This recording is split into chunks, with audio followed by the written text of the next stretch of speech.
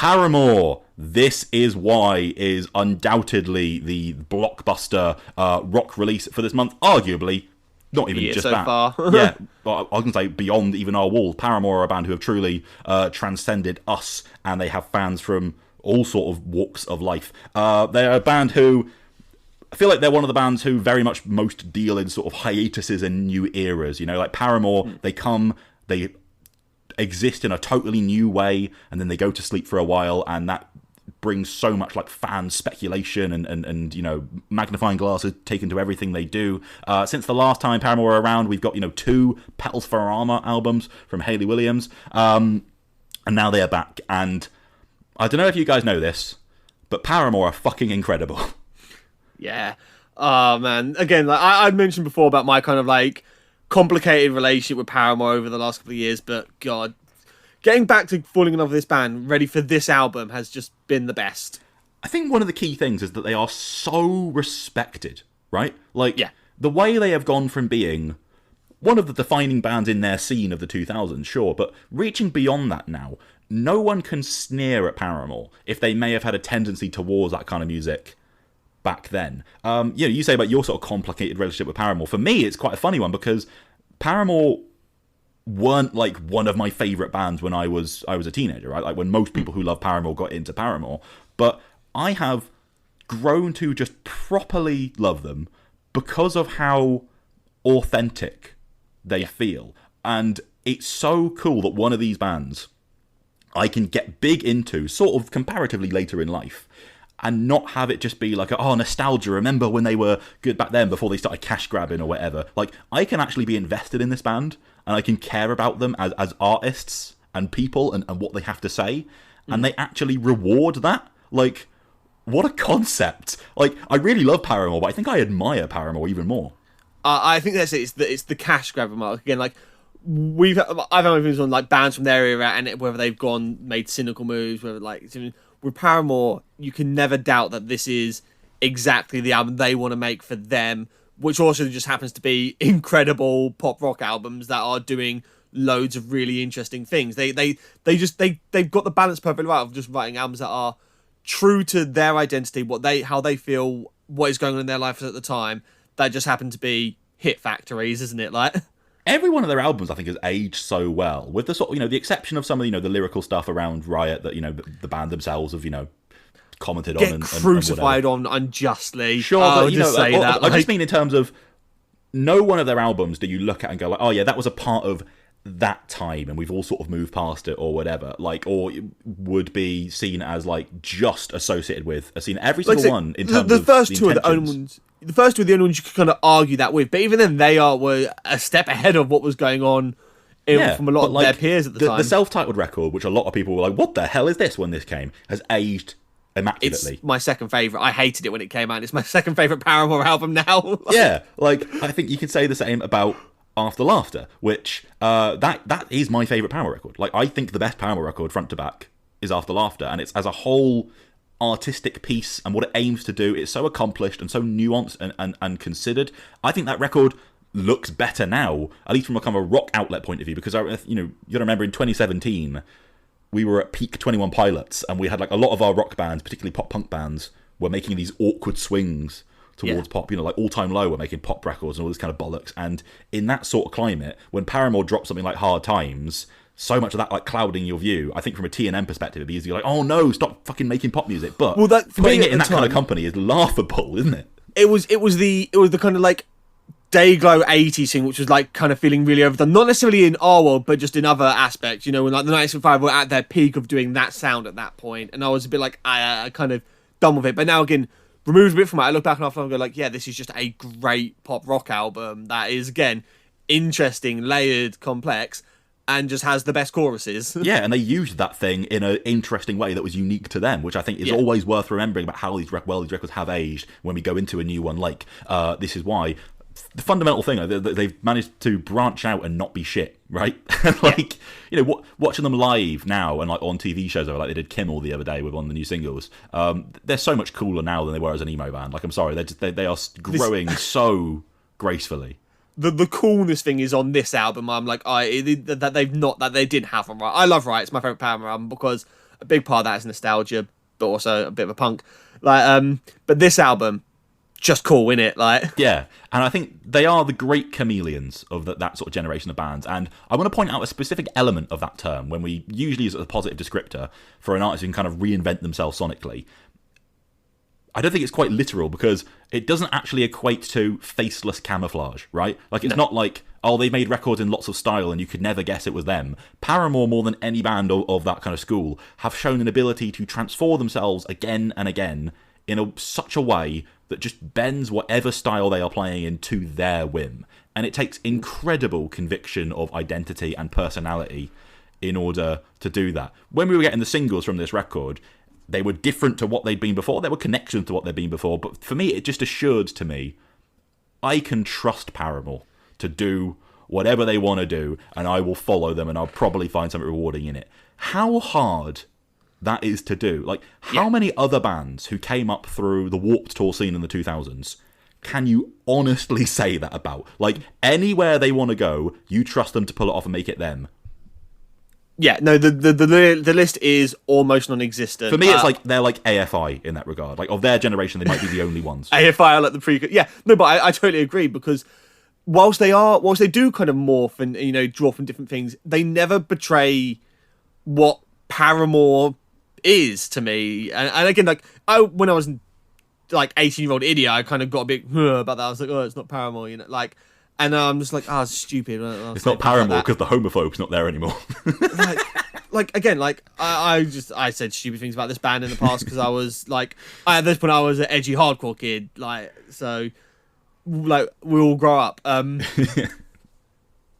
that's it. Is I think, like, it just feels that there is that through line, that clear identity, and when they're trying different genres out, it's not that they are just, you know, we're gonna do a dance song, we're gonna do a kind of post-punky song. I'm talking this album in particular. It's kind of just like, we're just doing what Paramore do and just kind of like sitting nicely in these genres. And you're right, it's not faceless. It doesn't just feel like band doing X song. It's making that song work for Paramore. Yeah, and I raised that idea because, again, where we had that sort of thing that was going on around After Laughter, in the last couple of years, we've had a fair few sort of former emo and alt-rock bands basically doing their indie dance punk records, right? Yeah, no, definitely. We talked about with, like, Citizen, and it is very much the in thing at the moment. And that is going to be one of the sort of things that colours the discussion of this album is this Paramore's indie record. I don't think it is entirely. It's definitely a aspect of it, but again, it's still got a lot of that 80s stuff. It just kind of draws from a few different areas and pulls it all together. Like the amount of bands I was kind of like, that reminds me of X, Y, and Z band, but it still feels like Paramore. Like, yeah, I think it's fair to say that in terms of if you're going to put this in a, you know, what kind of record is it for Paramore? Like, you know, last time it was Talking Heads and this time it's Block Party. But when they do it, one of the things that I really love about After Laughter, and again makes it my favourite record of theirs, is this idea of big, brash, neon 1980s new wave pop, but it's so organic and it feels like it's made and played by real people, and it's sonically as kind of like, you know, forthcoming and honest as it is emotionally. This record, like, I've seen it described maybe as more of a return to something a little bit rawer, kind of closer to the rock base than that. For me, it feels like a natural step in taking that part of After Laughter and then stripping it back even further to something that is just totally about the core of this handful of musicians and how they play together in an enclosed space. I think this is the most consistent link between two albums there's been from Paramore, like, in terms of, like, going from After Laughter to this, because from the self-titled to After Laughter, there's a big jump stylistically there. I mean, there's not as much that you can feel like this is, like I say, a natural kind of like taking elements of After Laughter and just stripping away the sort of the neon and kind of like muting it a little bit more and making it a bit rawer, I guess, as you say. Yeah, I have such a problem at the moment with just like processed sounding fucking records and bands. This record sounds amazing. Yeah, but like bands going, you know, oh yeah, we're doing this pop turn because it's mature and it just sounds so inhuman, and that's before you even have to go to like full fucking Travis Barker. On This Is Why, you can hear a big festival headlining arena band having fun playing their instruments together in a way that feels like they've never lost that. Listen to any of these songs and the band chemistry is so palpable. Like, nothing's been ironed out in the studio. Taylor, every song is doing something important. Zach, every song is doing something important. Yeah, no, totally. I think there's nothing hollow or processed about this record. It's one of the things I was really just grasped by is that it sounds so authentic. The sort of interplay between the bands, the like interesting bass lines that are just kind of being tucked away in points. And it's got that post-punk bass sound on Crave that just I just love at the moment. But like the drumming, everything, they just feel so in sync and just bouncing off each other, and it's such a fun dynamic. Yeah, like this is why the song, just bop of the year so far, innit? Like we spoke about it as a single, it fucking rules. Every element there is perfectly in sync, even though it's an unconventionally sort of put together song. You know, from the soft way Hayley enters the vocals but telling you to shove it. Like all of the little instrumental embellishments are so detailed. Like it's not just a throwaway mindless pop tune by any means. It's so carefully constructed with the funk snap into the groove. Yumi at 6 try and do one of these sort of like dance punk riffs on their album, and it comes off like Surrey Can't Stop. Paramore do it in The News, and it's electrifying. Well, like the News almost has like I know Paramore like are huge at the driving fans, and you can hear that kind of like slightly jagged, spiky, but super danceable kind of music on it. So I'm like that's where you can hear that they're doing the indie dance rock kind of thing, but they are putting some more interesting influences on there as well to just give it more than just being band doing dance rock songs. Yeah, I mean there is a lot of Block Party in that song, but I mean totally. It what I love about The News is that it rages, but it's not in like a retro pop punk remember Misery Business way. Yeah, but that's why I go at the driving on that kind of rage, because it is weird and sort of spiky. It's totally in the world of this new guise that they've created for themselves. I think it's the hardest Paramore song since at least the self-titled, when they had something like Ankle Biters. But I'd say even harder than that. I'd say since like Careful and Brick by Boring Brick. Probably, yeah. I mean, it's angrier, certainly. But it's all because of the attitude, right? Like, it's not a heavy song, but it's a fucking hard song. And Hayley on it sings hard. Like the spit she has on that, it's this, the whole thing feels like this kind of frustrated ball of rage. And again, it's coming from a real place, a real frustration of just like I say, turning on the news and it just being misery and bleakness. And so she is just channeling this into this ball of rage. And again, what song, you're right, not sonically heavy. It's got loads of attack. Yeah. And so I think that is just, it's got bite to it, which again, where you kind of get like, they do like the punk background that like even though it's pop punk, but you get that energy from it, and that on this like indie dance like ball of energy, really exciting sound. The production is so organic in a way that is, the drums are very, analog. It's kind of that vintage dance music type of feel that we got from This Is Why as a single. Again, After Laughter did something that was kind of already going on with the 80s thing, but it did it well. In a way, this record almost feels like, even though there are bands doing the indie dance thing, it's almost like an antidote to sort of like the desperate pop-punk revivalism that's happening. Because if you're fucking going for that stuff, this just shows it the fuck up like something proper, with how blatantly real and kind of tangible it sounds. And I was listening to we listened to all of the Hayley Williams Everything Is Emo kind of series she did, and again that was before the record had been announced and everything, and she was dropping little hints of sort of like, this is the stuff that we've been listening to in the studio, and it's really helped guide the direction of the new album. And she was talking a lot about the current kind of post-punk revivalism thing that's happened with Idols and Fontaine's DC and all this kind of stuff. And it's no secret, we're not huge on that stuff here, and part of you goes, oh no, like, what does Paramore doing Idols sound like? We've already had, various other bands try and do their swing at that. And like I said, this is like an assurance of like, oh yeah, I can actually trust you to do something sensible with it, because you first. I think you can hear that in the guitar line there, and particularly Figure 8 has the weird kind of discordant I don't know how to stop kind of hook there. It's nervous, kind of shouty outcry. It feels a little new for them, but any fear is misplaced. It's not Hayley Williams going, oi, oi, governor, on some, like, shit fucking post-punk beat. They take that kind of disorientation, that outcry, and they make it theirs. Yeah, I like the close comparison I think that is when Touche Amore did a similar thing on their last album of taking the post-punk thing, and again, rather than just, you're right, doing the, we're going to be a bit shouty over a doom, doom, and that a bass line, like, they are just making it just a new texture within the sound of their band. Yeah, like, I just love how this band, they don't abandon who they are to jump to the new thing. They just colour what they do with any new ideas that they're excited by, and they in turn allow their own personalities to colour that. And you get a song like that, Figure Eight, which just sounds so cool and kind of powerful. This album does just sound cool. Like, yeah, every element in the songs feels like deliberated over, but not to the point of kind of sucking the spontaneity out of it. Like, there's so many details, like the flute at the end of Big Man Little Dignity, like little noisy guitar beats and stuff, and on that kind of just that indie dance idea. I want to touch on C'est Comme Ça, because those kind of songs from some of those other bands, take them or leave them, they might not be for me, but you get Taylor York and Zach Farrow to play it and Hayley Williams to sing it, and it's like the most chemically designed to be fun and catchy song I've heard in ages. It's like J-pop levels of bubbly. Yeah, no, C'est Comme Ça could have been so annoying when you come in the chorus. No. It's got like I don't know if you ever listened to the band La Tigre. It's a Bikini Kill side project where they're doing like kind of that electro pop kind of like rock thing. Sure. Really reminds me of that, in the kind of like bubbly like energy of it, and then on the verse, the sarcasm that's dripping from Hayley on that, where like what's the my social life is a chiropractic appointment.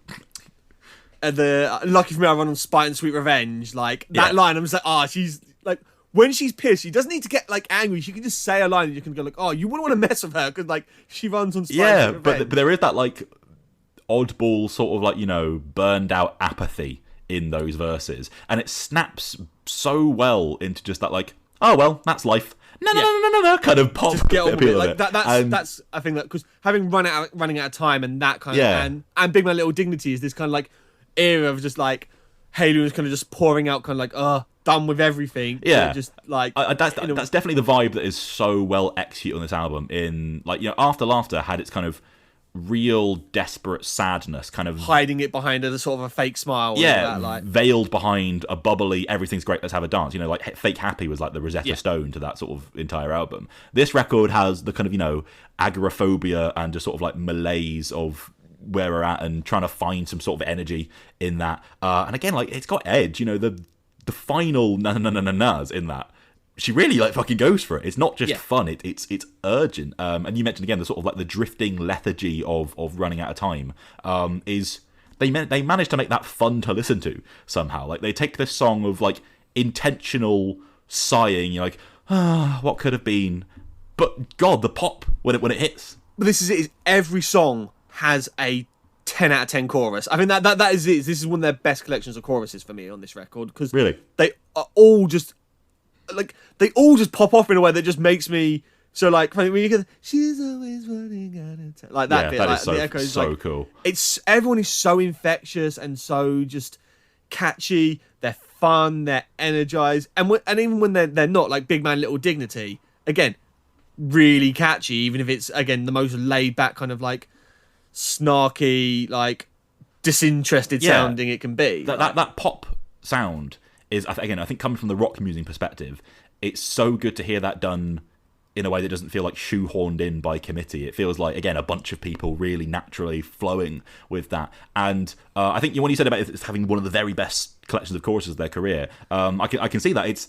It's for me, I heard the singles and I was like, oh my God, like we're getting a real, C'est Comme Ça, this is why we're getting a high energy kind of record. A lot of it does simmer down a lot more, but oh my God, it's so pretty when it does, because Liar is like the definition of that, isn't it? Like, yeah, well, I mean, like Big Man Little Dignity is exquisite. Again, kind of, it's the big teardown on the record, but it's delivered with this like slightly tragic, cracking voice. I wish it didn't have to fucking be like this, like melancholy, and it sounds just beautiful. And then you have the run on the second half of like Figure Eight is really pretty in parts, but then particularly Liars and Crave. The care in those songs, like the looping instrumental parts in Figure Eight, just how outright beautiful and delicate Liar is. Crave has that sort of like dream pop energy that like makes me want to cry. It's so good, that. And that burst on the chorus though, where you just like saying Crave, but it's like genuinely like quite desperate and emotional, but again just lifts the song up so much. Yeah, and Hayley Williams just takes the piss with how good she is, doesn't she? Like listen to her on the news and then listen to her on Liar. Like, she's a fucking star for a reason. Like I said, like Big Man Little Dignity is one where I'm just like you don't get this kind of performance. I think this is where like those solo records, it feels like she's kind of learnt from some of that and applied that here, and it's been a boon to Paramore where she's been able to take stuff that she kind of tested out by herself and has been able to really, with now like Zach and Taylor building on it as well around her, sounds even better. Yeah, like this record's so replayable, even though a lot of it is quite low key, because no song is like, arbitrary bash one out filler. Like this is their most disciplined record. That is like one of the things I really took from this. Probably. It's 36 minutes, it's 10 songs, there's not a single kind of like throwaway moment. They are so on it and just maximizing every single second of this record. And I think that's one of the things that's made me really love it, is it's so like there's so much care and control, and without it feeling forced or disingenuine. It's a real, I think, skill that a lot of bands kind of lack, is they get overindulgent. And the best thing is this is, a lot of people, I've seen people describe something as like, this is an album for Paramore, who cares what, like, I was thinking about, I'm like, I believe that. I think this is an album they've made for themselves, but they've also just made one of the best pop rock albums like of the year. Yeah, like I wouldn't necessarily say this is among my very favourite Paramore records, probably just because the sonic touch points of other ones are things that are more in my wheelhouse. But I just love that everything they do, they inflect it through that kind of Paramore prism, and it always gives you such a rewarding statement on kind of where they're at and how they want to express, what's going on with them. And it's just, whenever a Paramore record comes around, but particularly now, it's such like a wonderful sigh of relief that at least one band from this generation is like this unquestionably artistically driven. I'm holding out for MCR to, if they do decide to get creative again, I'm holding out that they can carry it on. But you're right, of that era of bands, they are the only other one, Island. And they have more missteps than Paramore do, and they are this fucking great at it as well. Like, we get so much bollocks from the bands that Paramore got put alongside at When We Were Young Fest, and it's actually a joke how credible Paramore are next to all of them. Like, Fall Out Boy aren't a proper band. Panic at the Disco weren't a proper band at the end. Blink-182 are barely a band. All the slam dunk bands who just do the same nostalgic shit getting wheeled out to do that circuit again. Paramore are a proper band. Thank God for them.